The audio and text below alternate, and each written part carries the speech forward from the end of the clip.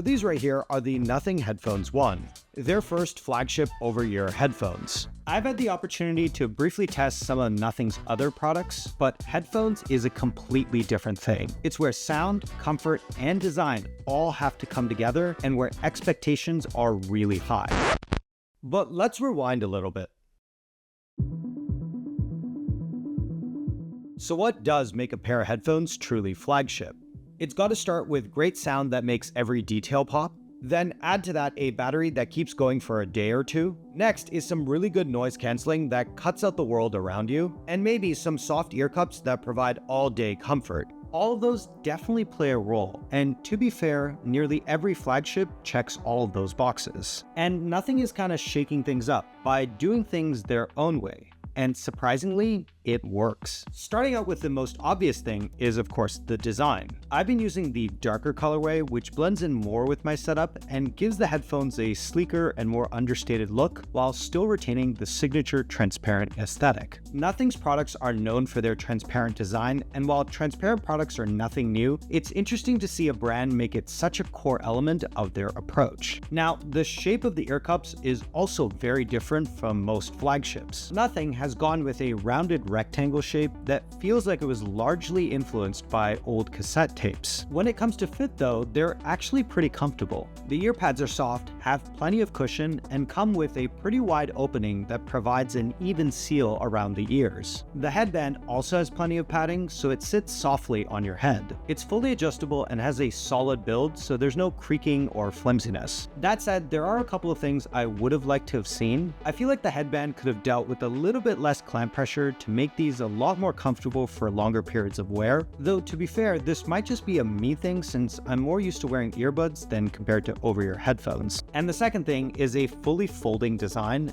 These really only fold flat, but something like the XM6s completely fold down, making them easier to travel with. Weight-wise, they come in at about 329 grams, which when you compare it to other flagships, they slot in somewhere in between a Sony XM6 and a pair of AirPods Max. Day-to-day though, I didn't really notice the weight. The balance is solid, and the cushioning does a good job of keeping things comfortable. Of course, part of the design are the controls, and the Headphones 1 come with three main ones. First up, you've got the roller that controls the volume when you scroll it left and right. There's an audible click with each notch, and it gives you way more precision and feedback than compared to traditional volume buttons. You can also press it to play or pause, and if you hold it down, it'll actually toggle between the noise canceling and transparency modes. Below that is what I can best describe as a paddle button that handles the next and previous tracks. It's easy to find without looking, making switching tracks way faster. Now, if you hold the paddle down in apps like Apple Music, it'll actually scrub through the track, but then in other apps, it might move by like 10-second chunks.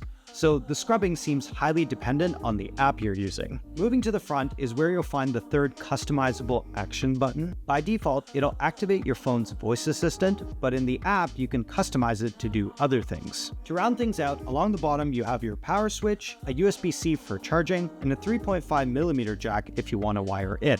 And then towards the inside of the right ear cup, you have the Bluetooth pairing button. When it comes to sound, over-ear headphones are a completely different game than compared to earbuds. You get bigger drivers, a wider soundstage, and more room to shape your audio. And so Nothing has partnered up with Kess. Now, if the name sounds familiar, you've probably seen these in a few different creator setups, and they're from Kef's LS series. And if you take a look at Kef's website, you'll find a bunch of different high-end audio options, some of which cost in the thousands of dollars. But more than that, Kef brings credibility and tuning experience that you usually don't find in a pair of first-gen headphones. Vocals come through with clarity, especially in acoustic tracks or podcasts, and there's a nice separation between instruments so things don't get lost in the mix. The highs have a bit of sparkle without getting harsh, which is great if you're listening to pop-heavy tracks. The bass isn't overwhelming, but it's definitely present. You definitely feel it more than you hear it, which balances things out, and it doesn't drown out the rest of the mix. Now, if you are looking for a little bit more bass, you can enable the bass enhancement and adjust things to your liking. Overall, I found the sound was more tuned towards casual listening with a pretty balanced sound profile that works well across a bunch of different genres. As with other flagships, these come with active noise cancelling and transparency modes. And by long pressing the roller, you can easily switch between the different modes. There's a total of 6 microphones on board, 4 of which which are dedicated to noise cancelling. Overall performance is solid, and they do a good job of cutting down on background noise. And it's those same mics that are used for the transparency mode. When activated, conversations and ambient sound come through clearly without sounding overly boosted or robotic. One thing I wish these headphones had is some sort of auto detection so that when I'm initiating a conversation, it automatically switches to the transparency mode. Now, as for the other two mics, those are meant for picking up your voice during calls. In quieter environments, the call quality is loud, clear, and more than good enough for meetings or calls at my desk. It doesn't sound overly processed, and the mics do a decent job of focusing in on my voice. In noisier environments, the performance is adequate. However, they seem to struggle with more challenging conditions like a windy day, where the quality feels sometimes a step behind other flagships. Again, these are just small things they need to fix, but overall, it's a really good effort for a first-gen product. Of course, having great hardware is one thing, but what really brings it home is the app experience. And Nothing has done a great job of keeping things simple, functional, and focused on the essentials. Right from the home screen, you get access to the core features: checking battery life, toggling noise cancellation modes, switching to spatial audio, tuning your EQ settings, and customizing what each of the buttons do on the headphones. The layout is clean and easy to navigate without any unnecessary clutter. And I love the attention to detail.